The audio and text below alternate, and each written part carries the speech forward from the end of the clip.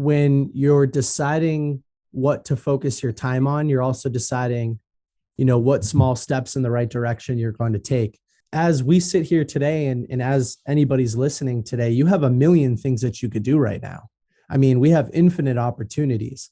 And so deciding what activities are the 20% that could lead to 80% of the outcome, those are the activities that you want to focus your time on and start to compound. You want to start making small improvements on those activities, not the 80% that aren't going to lead to much impact. So again, Nick, thanks for coming. And as people watching have already seen, the second book that we will talk about today is The Compound Effect by Darren Hardy. And I would like to start the same way as we did with the 4-Hour Workweek. Could you share the story of how this book came into your life and what that experience was like? Sure. Well, thank you, Emiliano. And there's no place I'd rather be. I love talking on your podcast. Let's see. I always date the inside cover whenever I read a book. So it looks like I read this in December of 2017. So I was, about a year out of school, about a year into my reading journey. I had probably read 20 or 30 books. And I think that I continued to read about this thing, the compound effect. What did it mean? And how could you apply it to your life? And somebody probably recommended the book to me. And what's unique about this is I decided to read it with a couple of my friends. And so while I was going through the book, I had recently created a little accountability group of friends that wanted to better themselves. And I read this with a couple of them. And so we went through the chapters together and talked about our biggest takeaways. And this book is one of my top 5 favorite books because it's had such a big impact on the way that I think about the world. Could you talk about how this experience was like, especially about I will call it a book club. So how was the experience of reading in this book club with this friend of yours? How was that experience like? And it was a lot of fun. Yeah, I think sometimes as a young person that's interested in personal development books, it can be a little bit lonely. I didn't grow up around people that were reading these books, and it was hard to find people that were willing to hear about all the takeaways that I was experiencing and the things that I was implementing. So to find a couple of people who were my age, who had similar interests, and to be able to talk about what I was learning from these books was a great experience. And I would encourage anybody listening to try to do the same thing, because as we've often heard, you are the average of the 5 people that you spend the most time with. And if you're choosing to elevate yourself, you should encourage the people around you to grow with you. And a book club is a great way to do that. Yeah. Well, now let's get into the compound effect. So if I'm reading correctly, the subtitle is Jumpstart Your Income, Your Life, and your success. Why does it say that? How does the compound effect work? Well, the author, Darren Hardy, was the CEO of Success Magazine. So he was writing about all of these amazing income-related, success-related items. And what he says is that when he analyzed all of these successful people, they all had one thing in common, which was the compound effect. And my definition of the compound effect sort of comes from the book, is that small steps in the right direction over a long period of time will lead to a disproportionately positive outcome. And what that means is these little changes that you can make, these 1% changes, as they compound over time, magical things start to happen. And it's very true. An example of that is actually the Bookthinkers Instagram. I implemented these little growth related strategies on a daily basis that over time started to compound together. And these different variables interact, they grow together. And then all of a sudden it started to grow faster and faster and faster and faster and faster. Now, my effort on a daily basis wasn't changing. It was still the same input, but the output was much more valuable. Every single day it continued to grow until what it is today. And there are so many great metaphors from the book that explain this. There's one in the beginning called the magic penny. And the idea of the magic penny is, would you rather have $1 million today, cash, or a penny that doubles in value every day for 31 days? Well, initially people are like, $1 million. Why would I ever take a penny that doubles in value? And it's funny because as the penny is doubling in value, after 10 days, the penny is only worth something like $5. After 20 days, it's only worth $5,000. But wait a second, after 31 days, it's worth over $10 million. And that's the power of compounding. Our brains don't really work in this exponential way, but the world works in an exponential way. Our brains work in a relative way where, time passes second by second by second, hour by hour, day by day, no matter what we do. But that's not how the world actually works in terms of like money and success, social media platforms. They work in a more exponential way where all these variables compound together. And this book teaches you those recipes. It's really fascinating. Do you think that calling the book the exponential effect would mean the same as calling it the compound effect? I think it probably could. I like the compound effect though, because the compound effect makes me think of all these different variables interacting together. Like the example that I gave with social media, I was using this strategy called the $1.80 strategy, where I was reaching out to other people. And what's interesting is that on social platforms, birds of a feather flock together. The more followers you have, the higher the chances that the next follower is going to press follow when they view your profile. Like, would you rather follow somebody with 100 followers or somebody with 10,000 followers? And so I'm doing the same strategy, getting in front of people on a daily basis. But as the audience grows, the next people are more likely to follow me. And once you're in my community, you're more likely to share it with other people. So it didn't grow in a linear way, it grew in an exponential way.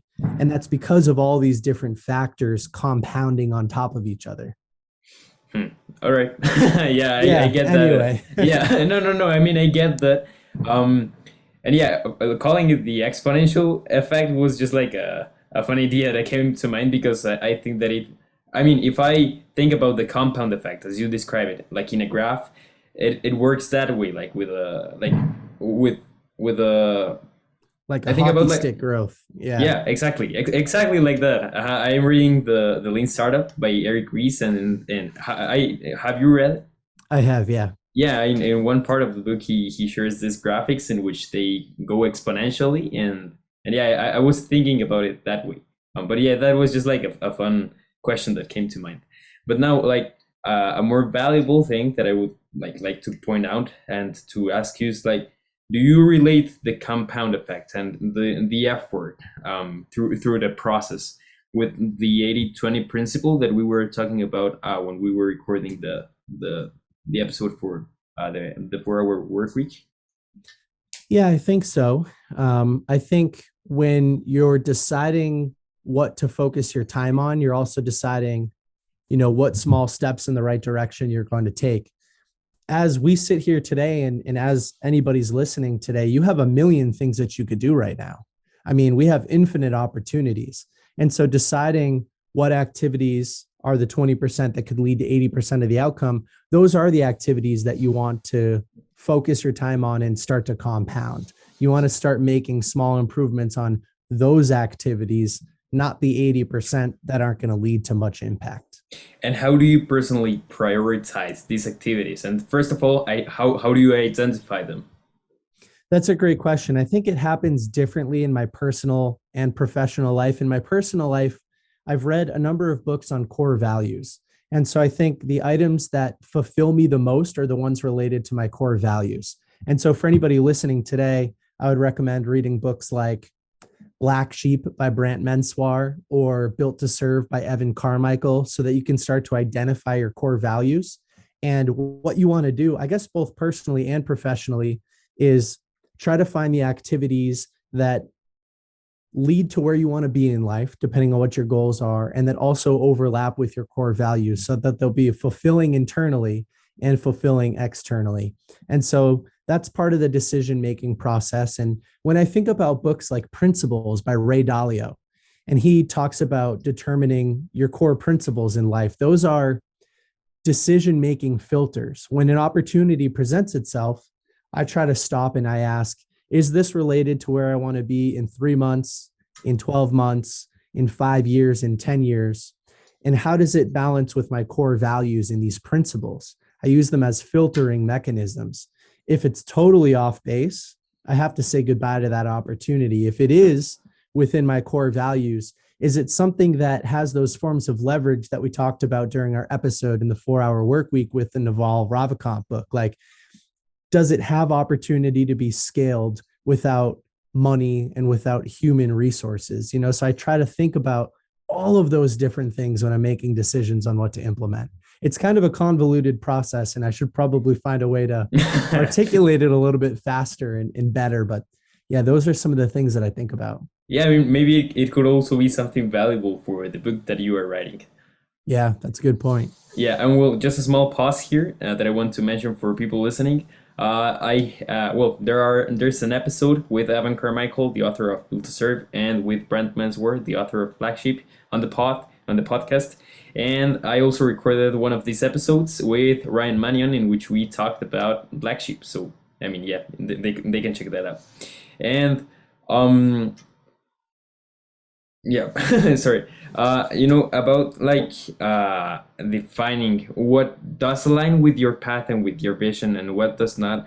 What about explorations? So how do you integrate exploration into that to maybe discover or validate that your values are actually your values and that your principles are actually your principles? And I think that especially that is especially relevant for people my age, probably, or for young people, because I think that we should prioritize exploration more than just focusing on one path. But how do you approach it, or what are your thoughts on that? Well, I've got a little bit of a cheat code because one of my 5 black sheep values is actually discovery. And discovery for me, it's a combination of adventure. It's a combination of exploration. It's a combination of intentionally embracing discomfort and trying new things. And so that those all fall within my core values. And I'm also I don't have a fixed mindset in any area of my life. I'm always willing to learn something new, something better. Oftentimes we talk about subjects like politics or religion or social issues that are off limits. And that's okay. They don't need to be talked about on Bookthinkers or on your platforms. But in my personal life, I'm always willing to sit down and have a conversation with somebody that I don't personally agree with or that doesn't align with my core principles, because I might change my mind. Who knows? I don't have a fixed mindset. It's variable. It can be updated. And I think that's a beautiful thing. And that's why one of my core values is discovery. I'm always willing to learn. And reality is negotiable, because Yes, I mean, this I relate to this statement with something that I many times hear, and with something that I sort of preach, I guess, is the idea of like reprogramming your mind. And in there, I'm not talking only about like your programs or your ideas about wealth or about building a business or anything. I'm even talking about more, well, yeah, bigger things, like maybe religion or beliefs or spirituality or those things. And yeah, so reality is negotiable. And you mentioned something like very important, and that is like being open to learning new things, and especially things that you don't necessarily agree with. And I relate that with critical thinking. I think that's also something like important to develop and to focus on developing. Yeah, no, I agree completely. I think most people, and this is not a judgment necessarily against people, but I think most people are just content going with the flow, and they don't challenge their own thought process. They don't think about why they learned to believe certain things or where that initial programming and nurturing came from. And so critical thinking is very important. I think if you can practice deep thought and critical thinking on a regular basis and think about your life from a third party perspective, which happens a lot for me during meditation, then yeah, you'll be a more well-rounded, less biased person. You'll be more willing to learn and to be coached. You'll see opportunities from a different lens. Like, I try to take off my glasses and put on other people's glasses and try to see from their perspective as often as I can. And that's why when I read a good book, like an obvious comparison might be Rich Dad, Poor Dad versus The Total Money Makeover. I want to learn different perspectives on personal finance. And I want to learn why one person thinks debt is evil and why one person thinks debt is the best thing in the world. And so to balance both perspectives and try to understand both of them at the same time, be willing to learn from both and take what is relevant at the time that I'm reading them. Like that's been a very big skill that I've been able to develop. Yeah, and I mean, it even empowers you because if you're open to listen to these different perspectives, you can then take the best of them and build your own things, and that applies like for businesses and for finances and all of this. Um, and I Well, guess, Emiliano, let me say something real quick, which is that when I was your age, I didn't have any of this perspective. I was going with the flow. I was living the 9 to 5, Tim Ferriss, 4 hour work week, anti lifestyle. I was conforming to everything. I wasn't confident. I was full of ego and insecurities. Like when I was your age, you couldn't pay me to read one of these books. So it can change over time too. You know, people that knew me when I was your age, they'd say, you know, that's not Nick, you know, and nowadays it's a very different person. So I'm a good example of, you know, you can go from a fixed to more of an open mindset. yeah, and that's also what I wanted to talk about. So exploring these different ideas and expanding your awareness, your perspective, your context about anything may lead you to then take different actions. And I think that maybe that way to create a new reality and that way to compound a new vision, a new journey. Do you think that that's true? Yeah, absolutely. I really do. And I think an action that you can implement is seeking new information and trying to make progress. You know, my most important black sheep value or my who in the Evan Carmichael formula is progress. I'm always looking to make progress in every area of my life, my health, my wealth, my happiness, my communication with loved ones. I'm always looking to make progress. And that's what fulfills me. And progress compounds. There's a great example in the compound effect where there's a plane flying from LA to New York City. And in the US, that's about 3,000 miles. I have no idea what that is in kilometers. But he says if the nose of the plane was off by just 1% when it takes off, as that 1% compounds, you end up about 150 miles off course from your destination. Well, what if that could be a positive thing? What if every day you were just trying to shift your mindset to be a little bit more open than it was the day before? As that compounds over a year of constantly searching for new things, you're going to be a different person. We can all change. Like you were saying before, you can reprogram, and our brains are malleable. So they can be updated and new programs can be installed. It's a beautiful thing. Yeah, and about the plane analogy, I once heard Tony Robbins talk about it, and you know this is sort of off topic maybe, but what he was saying is that like planes most times or like 90% of the time flying are going in the wrong direction, but that each time like the whether it's the technology or the pilot or whatever, the plane is like turned into the right direction, and that happens like every time that a plane flies, and that happens 90% of the time that the plane is flying. So 90% of the time the plane is going in the wrong direction, but it just iterates into the right direction. And like connecting that analogy to personal and professional lives and whatever, I think that that has been happening to me, and that has been happening to me recently a lot, and I have felt like I have been going in the wrong direction in some areas of my life. Sometimes, like some months ago, we were talking about my social life specifically. Um, yeah, so with those things, many times I do think about like me going in the wrong direction, but then we with this new ideas that we explore, and with new experiences we start to set off in the right journey and into the right destination. And I feel like that's what has been happening to me, and I don't know if like Darren mentions something like that in the compound effect. Well, he talks a lot about momentum, and momentum is always working, whether it's working in the right direction or the wrong direction. He calls it big momentum. And so, yeah, if you're not careful, if you're complacent, momentum starts to work in the wrong direction. And you get slapped in the face one day and you realize that you're flying in the wrong direction and you need to course correct. And sometimes that takes a lot of effort. He also talks about the fact that when you build momentum in one direction and it stops, you can't just pick it up and continue. You got to start over, which is why it's important to focus on these things like progress and exploration on a regular basis, because you don't want to lose the momentum. It's hard to pick up the pieces.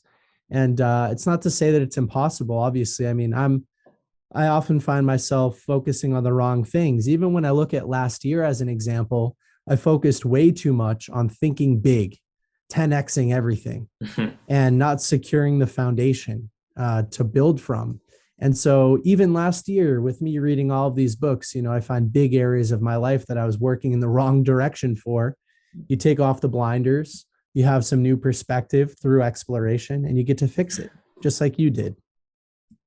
It's momentum is something interesting, and again, the first time that I heard about it was thanks to Tony Robbins, and that's something very important to highlight. That like there's negative momentum and positive momentum, or um, as Neeraj Jal would say, like things that lead you towards where you want to go, so traction, and things that lead you to the other side, so distraction. And distraction could also be compounded, I guess. And yeah, I think Everything that's how can be compounded. Yeah. So a good example of this is like your fitness, right? If you work out every day, you're compounding positive actions. You're going to lose a little bit of weight. You're going to increase your strength. You're going to increase your stamina. You're going to feel better. You're going to carry yourself differently. But if you stop working out and you start eating poorly, well, that compounds in the wrong direction too. You're going to lose stamina. You're going to lose strength. You're going to gain body fat. You're going to have less energy. And those are two very different people. The person that compounds fitness and the person that compounds an unhealthy diet and no fitness, they end up on very different ends of the spectrum. So you can definitely compound things in a negative way. And you've got to be careful because that can spiral and spiral and spiral. And eventually you end up 25, 50 pounds overweight and unhappy in a bad relationship. And you don't want that to happen. So that's why, going back to what you were saying before, like you got to be cognizant of the momentum in each area of your life.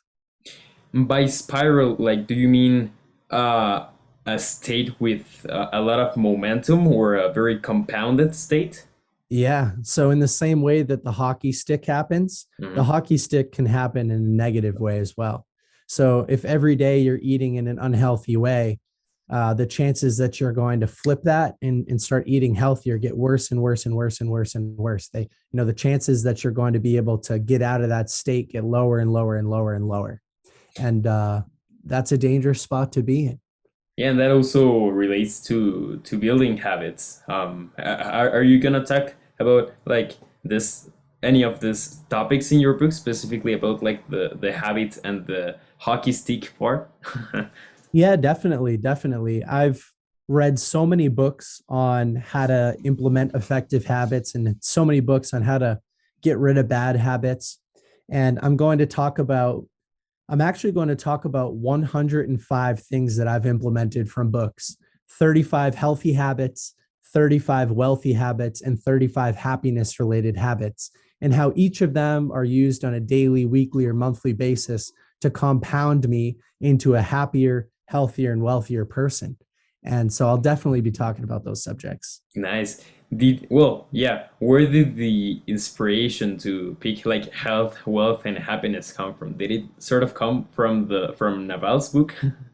I think it actually came from Tools of Titans by Tim Ferriss. Tim and Naval are best friends, Yeah. but yeah, Tim, and that quote in Naval's book that says, most people value wealth, health, and happiness in that order, but their importance is actually in reverse. You want to focus on your happiness, then your health, then your wealth.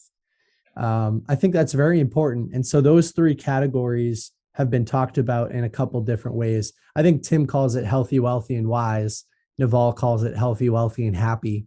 But Yeah, they're three great categories, and you can almost tuck any area of personal development into one of those buckets. Yes.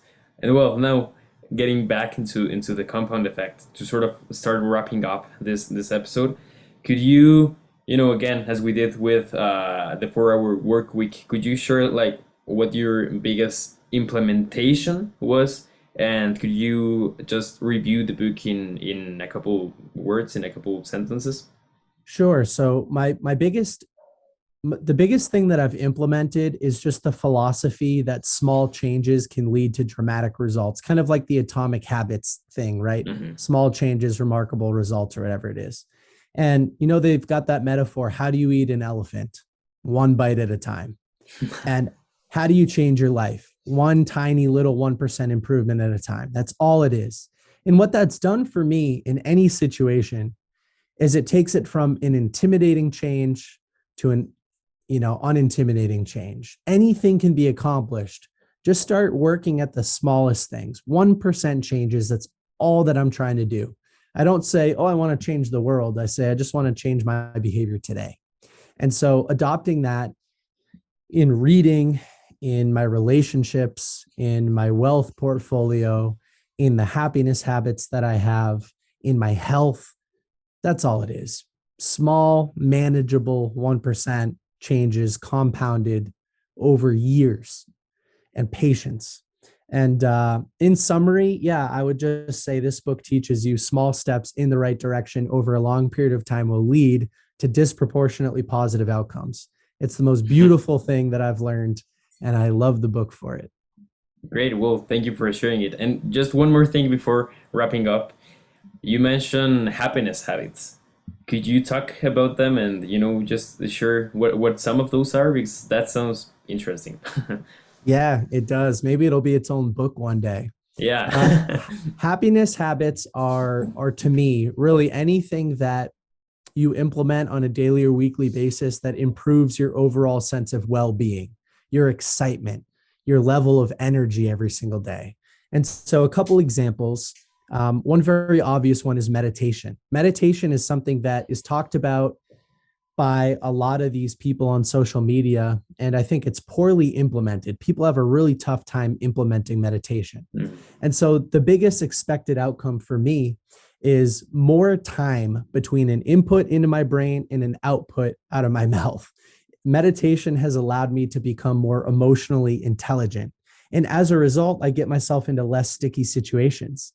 When something bad happens in the external world, Mm. I'm able to think about it, internalize it, amor fati, the love of one's fate, apply a love to it, see what the expected outcome is going to be depending on how I respond, and then I respond. And that's led to a much happier, better lifestyle. I just mentioned amor fati, which was originally a Nietzsche quote, but it's talked about a lot by Ryan Holiday in the Stoic philosophy Mhm. books. That love of one's fate teaches us that the world isn't inherently good or bad. It just is what it is. And that sounds a little funny at first, but when you start filtering your thought process through that lens, you go, you know what, that tornado, I had no control over that. That's outside of my sphere of control. It's not inherently good or bad. It is what it is. It's my reaction that I have control over. I have to love that tornado. And that sort of decreases the likelihood that you're going to sit in a negative headspace. And it increases the likelihood that you're going to sit in a positive headspace. I'll give a third example, which is gratitude. I love the line that it's not happy people that are grateful, but it's grateful people that are happy. By intentionally focusing on gratitude every single day, you're going to start to rewrite that neural pathway. The input defaults to gratitude. So if somebody cuts you off in traffic, instead of beeping at them and going, get out of the way, you default to, wow, you know what? I'm so fortunate to be able to drive to work to every day. A lot of people don't have the luxury to own a car. You default to that state of gratitude. You're less likely to spend time in the negative headspace. You're more likely to default to a happy, positive experience. And if you can do things like write in a gratitude journal, or like me on my other wrist, tattoo the numbers 1, 2, 3, and focus on three things I'm grateful for every single day, you're going to be a happier person overall. And so I've got 35 of those that I'm going to talk about in the book. Great. Well, thank you for sharing it. And so it's from what I hear, it's like about developing habits and routines and activities that will help you be more happy or not so reactive when shitty stuff comes into your life.